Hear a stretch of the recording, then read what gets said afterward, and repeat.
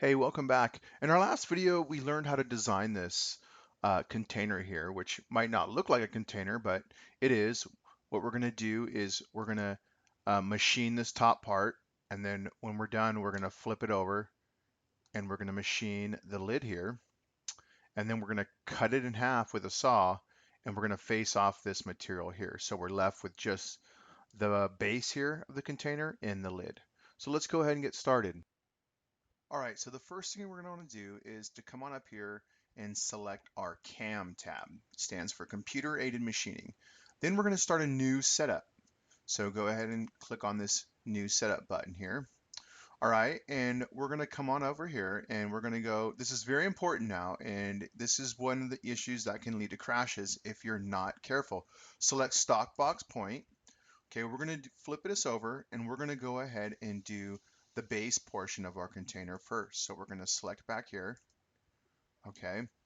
Um, now, when we set up our work coordinate system, we need to make sure our X should be where this Y is. In other words, if we're facing our container, it should always be pointing to the right, positive X. And positive Y should always be pointing away from us. So we need to make some changes here. So let's down here, let's come on, oh, excuse me, over here. Let's come on over to select X and Y axes. Our Z is right. Our positive Z should always be pointing up. So let's select our X axis, okay, and notice that puts our X axis in the right direction. But our Y now is, well, our Y axis, our positive Y should be pointing away from us. So let's go over here and select flip Y, okay, and now we're good. So if this part is in the vise, all right, and you're facing it and it's in our machine, all right, this is the way it needs to be on yours as well. The back left corner, okay, positive X should be going to the right, positive Y should be going away from us, and positive Z should be going up. It is extremely important you have it set up exactly like this. If you don't, please come ask for help, all right? And for our stock, okay, we're gonna go to a fixed size box.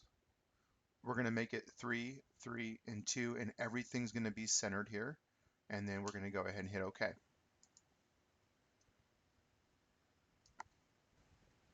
So the first operation we always want to do is a face operation. This will give us a nice, perfectly flat surface in case our stock material isn't sitting perfectly level in our vise. So let's go ahead and select our face. For our coolant, always select disabled, please, for this particular project. For our tool, we're going to come on over to Project Lead the Way, and we're going to select our 3/8 flat end mill, tool number 5, and hit select. All right, so over here, we're going to change our spindle speed to 5,000, and we're going to just go with a cutting feed rate of actually 50, okay? Um, and then all these other default values are good, okay? Now, over here in the geometry tab, we're going to actually go ahead and leave this yellow square in place because we're going to come on over here. And our cutting bottom height is this blue line. That's how low our tool is going to go down. But we were going to actually go down a little bit less. We're going to type in minus 0.02. So if you see this, our cutting height now is a little bit just below the surface, okay? And this thickness represents our facing operation, the material we're gonna face off, all right? And that's okay. Okay, so passes, everything here looks good, our default values, let's go ahead and hit okay. Okay, and there is our tool path here. Our tool is gonna come down and it's gonna go this zigzag pattern here and face off our part. All right, so our facing is done. Let's start our next operation. And for this one, we're going to do a 2D adaptive. And a 2D adaptive is a roughing operation that is very efficient, okay, at sort of removing a lot of material in a very efficient, fast manner, okay? So once again, we're going to select tool number 5, our 3/8 flat end mill. Remember, we're going to use this tool for the entire machining process. Our coolant is disabled. Our spindle speed, we're going to keep at 5,000. However, our feed rate, we're going to take that down to 40 now. All right, and our lead in feed rate and our lead out feed rate, our default values are fine. For our ramp and plunge feed rate, however, we are going to go with 15. All right, so hopefully you should have all these values the same as I do.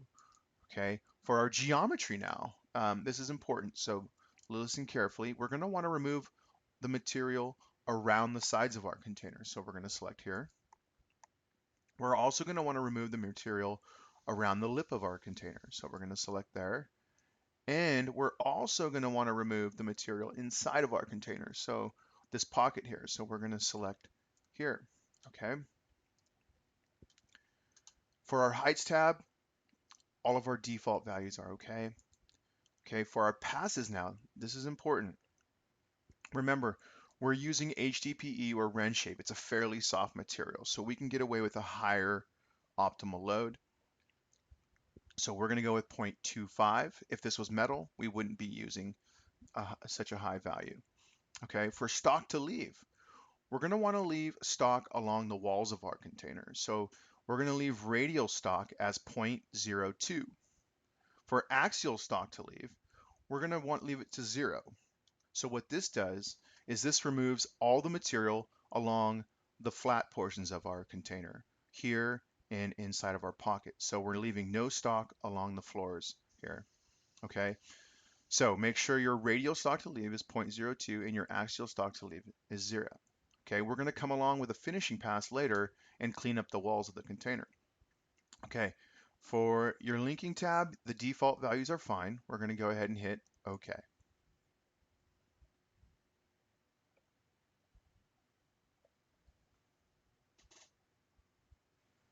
All right, so our roughing strategy is done. Now we need to come in and do our finishing passes. And to do finishing passes, we usually select a 2D contour toolpath here. So let's go ahead and do that.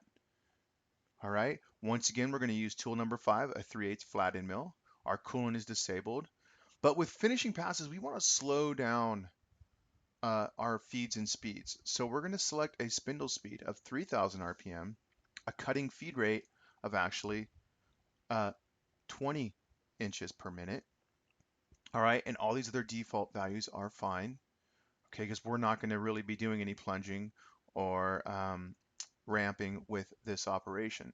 So let's come on over to now to our geometry tab. And remember, we left stock along the walls of our container. So we're going to want to, okay, clean up those walls. So we're going to select the outer wall. We're going to select the wall along the lip of our container. And then we're going to select the inner walls here. Okay, and that should do it. For our heights tab, the default values are fine. And for our passes tab, our finished feed rate is 20. Everything else here looks pretty good. Let's go ahead and hit OK. All right, and that looks good. That's pretty much, okay, the base of our container is now done. Now that the base is done, let's go ahead and simulate it. So come on up here, click on Setup 3, and then come on up to Simulate. All right, and we're going to show the stock. All right, and we're also going to select Stop on Collision to hopefully detect any errors. And we're going to run it, and I'm going to run mine a little faster just for time purposes. But please run yours slow, and please be extremely careful. Run it 3 times, run it multiple times, and check for um, anything bad that may happen.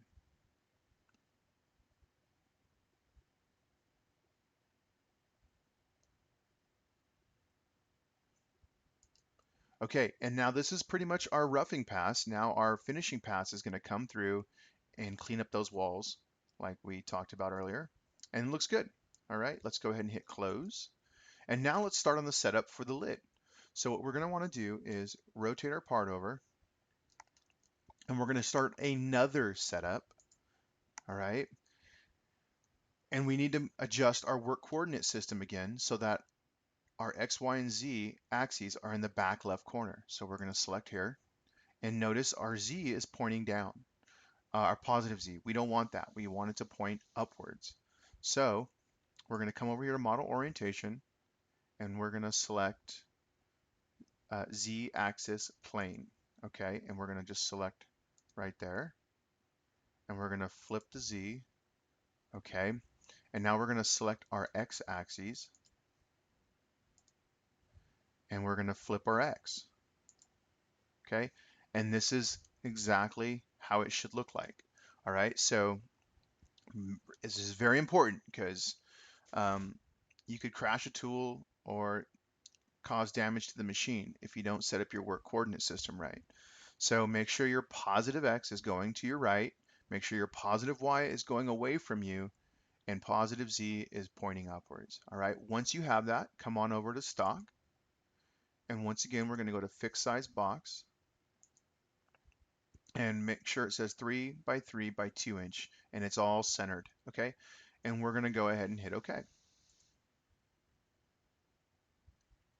So the same process we used for our base, the face, 2D adaptive, and 2D contour, we're going to use that same process now and apply it to the lid of our container. So we're going to go ahead and start with the face again to give us a nice flat surface. All right, make sure you have a 3/8 flat end mill selected. Our coolant is disabled and we're going to go with a spindle speed of 5,000. Okay, and a cutting feed rate of 50 in this case.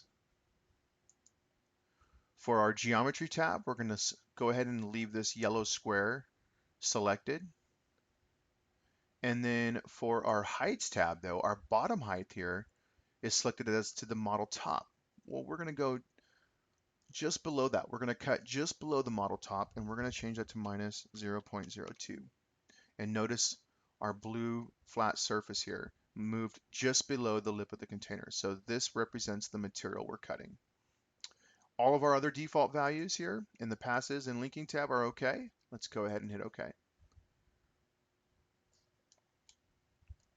All right, looks good. All right, so now we're going to start our roughing process again, like we did with the base container, and we're going to do a 2D adaptive. So I'm actually going to come over here, right click, and do a new operation over here, 2D milling, and do a 2D adaptive. You could also click up top if you like. Okay, once again, make sure our tool number 5, our 3/8 flat end mill, is selected. All right, our coolant is disabled. We're going to go with a spindle speed of 5,000, but we're going to go with a feed rate of 40 this time.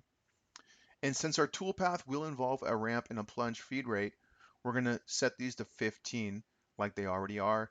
And our rapid feed rates here, 18 and 18 are good. Okay. Now let's come on over to our geometry tab. And remember, we want to remove the material around the side of our container. So we're going to select there. And we also want to remove the material inside of our container. So we're going to just select there. Okay. For our heights tab, our default values are fine. All right. And for our optimal load, again, we're going to go with 0.25. And we're going to go with stock to leave. We're going to leave, once again, some material along the walls of our container. So leave that as 0.02. But we want to remove all the material, no stock to leave, along the floor or the flat portions of our container. So we're going to set that to 0. Okay. And our linking tab, our default values are good. So we're going to just go ahead and select OK. All right. So our roughing strategies is done. So we want to come through with some finishing passes. So once again, I'm going to come on over here, right click, new operation, 2D milling, and 2D contour. Okay. But remember, since this is a finishing operation, we want to slow down our speeds and feeds, 3,000, and we're going to go with a cutting feed rate of 20. Okay. This will give us a nice, smooth, high tolerance finish here. So our coolant is disabled, our tool is 3/8. Let's come on over now to our geometry tab.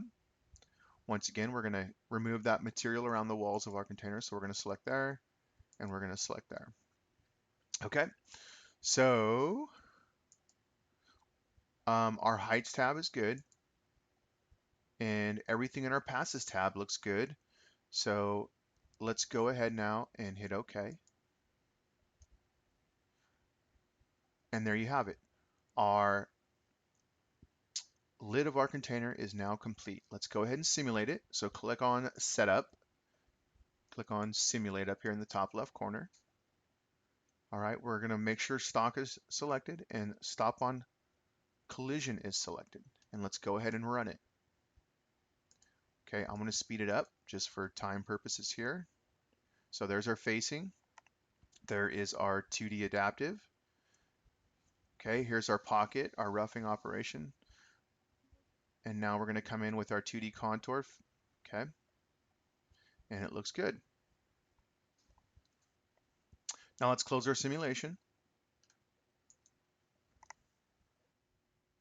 Now that we're done, let's flip our container over so that we see the base here. And we're going to want to post-process the G-code. In other words, we need to get the G-code generated to send to the machine. So we're going to click on Setup, our first setup, right-click, Post-process all. All right.